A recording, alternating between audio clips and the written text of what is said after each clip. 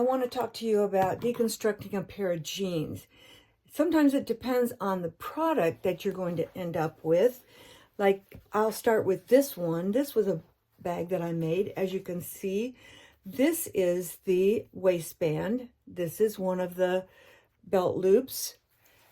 This was the pockets. And this right here, the whole body was made with the welt seam going down the center of the purse. The welt seams are kind of interesting because most of them are on the inside of the jean leg. So here's a pair I have right here. It's just a regular pair. I think they're Wranglers or something. And most of the time you find a serge seam. But look at this one. This one is actually an open seam. And so I can just go right up the seam opening, a seam stitching, and I can open this up and I will have all the width that I need. And I'll go all the way up to probably past the crotch line and take all of that for that one purse. And then I will have enough. Sometimes I do this, which is very easy to do, but it gets you very tired. But now when I look at this piece I have left, I have enough. If I go to the top, I'm just going to cut across here. And here, I'll just open this up so you can see. This is the width that I can use. And I'm going to use the widest part for the base of the purse. Now, it depends on your pattern, like I said. But this pattern that I was using here has all of this in one. It goes all the way around. And this is my old jeans purse pattern. This one's seen better days, obviously. They last a long time. But this was actually, the whole piece is stitched. So I went all the way up the legs and around, even in the crotch area, to get the length of this. And these are buttons and buttonholes. So I can actually open this up for you, and you can see that if I lay this down, then I can lay it on here. And I just have to make sure I have enough length in this piece of jeans, or pair of jeans. So that's one. And then also what happens with the belt loops, you need the best tools you can find. And I like to use an X-Acto knife because I can get in underneath the stitching and I can actually keep these little stitches that are on there. I wanted that whole piece so that when I come back in, it looks just like it was put on there by the jeans people. So I will use an X-Acto knife and pull it underneath and just work that out, and then that'll pull right off pretty quick. See that? You could use a pair of scissors. This is a pair of scissors. A lot of times I'll cut the fabric before I can get closer to the stitching with this, in this case, because these are really on there tight. Now here's a little thing again about getting this front off. If you've got these little decorative things, I guess they're brads or whatever you want to call them, you're not going to want to have to stitch real close to those because your needle's going to break. So you want to remember that if you take that apart, you're going to need to use enough side for it to preserve that so that you can stitch maybe over here. So if you wanted to use something like that, that's kind of what this purse has done right here. I did take off the band, so I did get up close, but I had to use my zipper foot to get close to the little studs or whatever they are.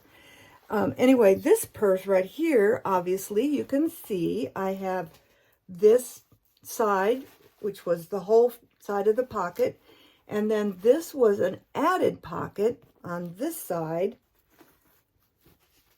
And you can see I tucked this under, but it's kind of frayed out, but that's all right. Doesn't matter. All these things are fray. You know, this is the way things are with jeans. So here's a double pocket that ended up being useful, because I turned that under. I took the zipper off of the jeans and I applied it like a piping on the back side of this. The back side of the pocket. So I have a pocket behind and I have a pocket in front. So it turns out to be a double pocket. And that's all because I cut around wider than the pocket and then utilized the underneath, utilized the edges so that I didn't have to interrupt any of that stitching. And so here is the waistband on this purse. And this was basically just a waistband that I stuck in the back part, and then I used the buttonhole. So here again, I just opened the waistband up, and I slid the scissors, or probably this X-Acto knife, and then I did a new button. These jean buttons are anywhere you can find them, in Joann's or whatever, and they've got a little tack that you put in the back, and then you just pound this on, and it works really great. It looks just like a pair of jeans. And here is another pocket, but this one I didn't make double, but I did do the pocket and I put this on the edge to look like piping. It isn't a zipper that's functioning, but there was a zipper with the pants. So this purse is my purse gone crazy, and it's seen better days also. But notice that I used the belt loops to hold the handles in. So again, the belt loops are very important to keep intact also. So let's say I want to use this. This is a pretty good big piece that could actually be the front of a purse if you wanted to.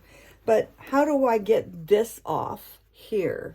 Because this crotch line is very, very tightly sewn. Well, again, here's my X-Acto knife. I can just come in, or you can use a pair of scissors, and this is the back side, but see how easily that comes apart? So I'm going to take this down to here, and then I'm going to cut across.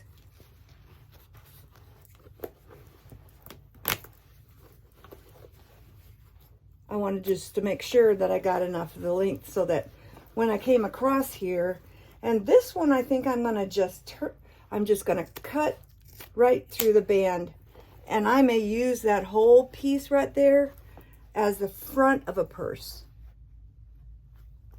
or maybe a side. So you don't want to waste anything, and so I have cut out this jean pocket right here, and so this is obviously my extra edge that I can just turn under, and then I can apply this right on the top.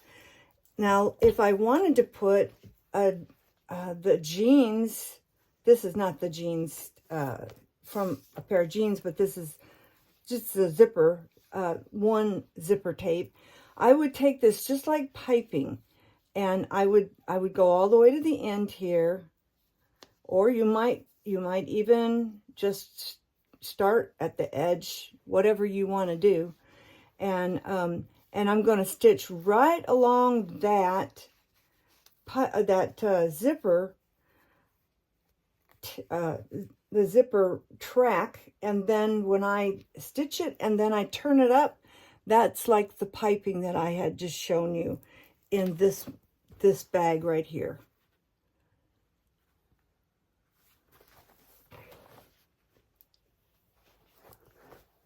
Now, if the seam of the jeans is not open like this last one that I showed you that I just went up with the scissors, this pair, this is what it's normally, it has a seam, and trying to pick that seam out is ridiculous.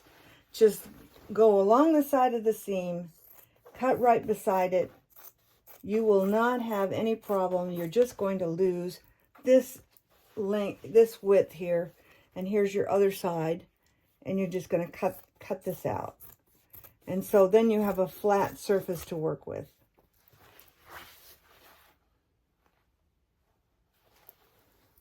So there's one more thing I want to show you.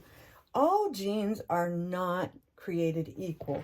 They are going to be different sizes, are going to be different size pockets, and also the spaces between the pockets.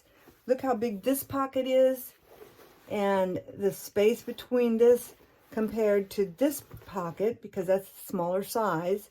So you have to remember that not everything you do is going to work out if you don't have the right jeans. So keep that in mind. If you have a pair of jeans, you may have to adjust what you're going to do. Here's a more average size pocket right here. And that I made, this is sort of what I used for this cell phone carrier. Now this cell phone carrier was made from the back pocket, but this pair of jeans had a very close welt a seam right up above it, and then the back is just a plain piece of fabric, a piece of the jean fabric. But if I did the same thing with this one, as you can see, if you look closely, this has got a lot more space between here and there. So, and it would be more crooked. This one ended up to be fairly straight the way that it came out. So you do have to bear in mind what you want to do.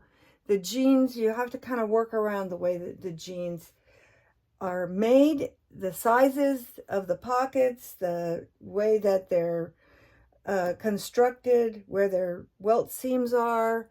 All of that comes into play. But be sure and have good scissors. I've got a pair of Ginger craft scissors somewhere in this pile. And here they are. And these are great. They're strong scissors. That's part of it too. And then sharp scissors, but good points. That's important. And a good seam ripper, but I guarantee you a seam ripper, if it's not a strong one, it's probably gonna break on you. And an X-Acto knife or some kind of a razor blade. Just be careful. Have fun.